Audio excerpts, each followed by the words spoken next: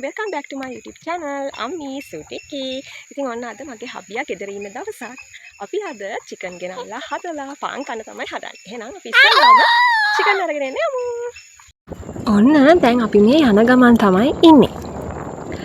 ඔන්න අපි ආවා දැන් මස් කඩේට මස් ගන්න. ඉතින් ඒකම සුටිකිට මාළු ගන්නත් ආවා මාළු කඩේට මාළු ලෑල්ලට.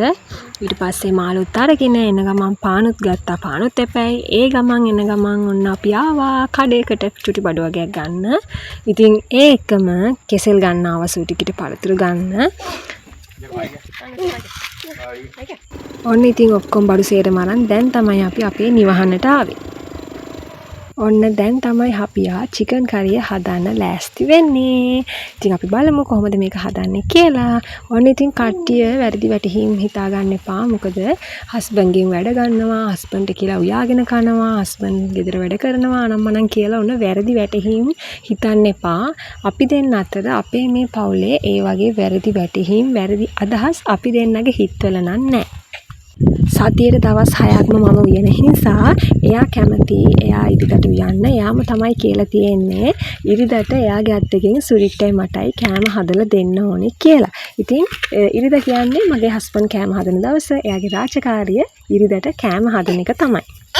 ඉතින් සමහර පවුල්වල සමහර ගෙවල් වල එක එක මත තියෙනවානේ. පිරිමි උයන්න හොඳ නෑ, පිරිමින්ට කියලා උයාගෙන කන්න හොඳ නෑ, පිරිමි වැඩ කරන්න හොඳ නෑ. එහෙම කියලා. ඉතින් අපේ පවුලේ නම් අපි දෙන්න අතර ඒ වගේ දේවල් නැහැ.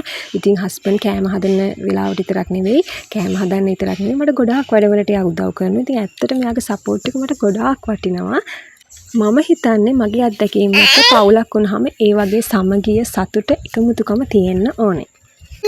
ඔන්න ඉතින් මිරිස් 3-5 ඔක්කොම අත ගාලා දැන් චිකන් කරි එක ලිපේ තියාගන්න තමයි හදන්නේ.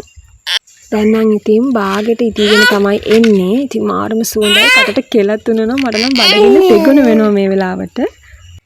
ඔන්න ඉතින් අපි දෙන්නගේ නරක පුරුද්දක් තමයි කෑම එකක් හදද්දී කෑම එක හදලා ඉවරෙන්න කලින් බාගෙට හදද්දී ටිකක් බෙදාගෙන කනවා. ඉතින් ඔන්න කට්ටිය කියන්න එපා මුන් දෙන්න මාර බඩජාරිය දෙන්නේ කියලා.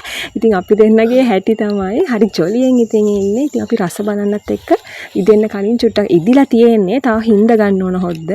ඉතින් චුට්ටක් කාලා බැලුවා. ඉතින් ඇත්තටම මාරුම රසයි.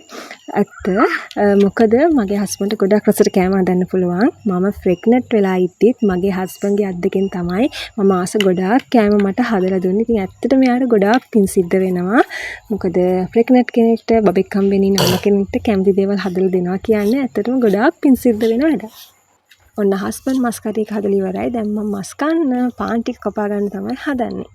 ඉතින් ඇත්තටම කිව්වොත් සල්ලිකාර පොහොසත් ගෙවල් වල නැති සතුට මම සමගිය මේ මගේ පුංචි පවුල ඇතුලේ දකිනවා. ඉතින් ඇත්තටම ගොඩක් අය හිතන් ඉන්නවානේ ජීවත් වෙන්න කියන්නේ සතුට වෙන්න සල්ලි ඕන එහෙම කියලා.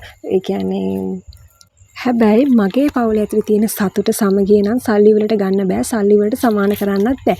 සල්ලි ඕන ජීවත් වෙන්න ඒක ඇත්ත. නමුත් අර ඊට වඩා සමගියක් එකමුතුකමක් සතුටක් මම මගේ පුංචි පවුල ඇතුලේ දකිනවා. ඔන්න ඉතින් අපි දෙන්න ඉතින් නිදහසේ ඔන්න හදාගත්ත කෑම එක චිකන් එක ඔන්න පාන් කන ගමන් තමයි ඉන්නේ. සූටික්කි නම් මේ වෙලාවේ නිදි. එයාගේ කොටස වෙනම අයින් කරා. ඉතින් ඔයාලත් ඔයාලගේ පුංචි පවුලයක එකතු වෙලා මේ වගේ පුංචි කෑමක් හදලා එකට ඉඳගෙන රස බලන්න. ඒ එකමුතුකමේ සමගියේ සතුට හිතට දැනෙන හැඟීම වචන වලටවත් සල්ලි වලටවත් සමාන කරන්න නම් බෑ.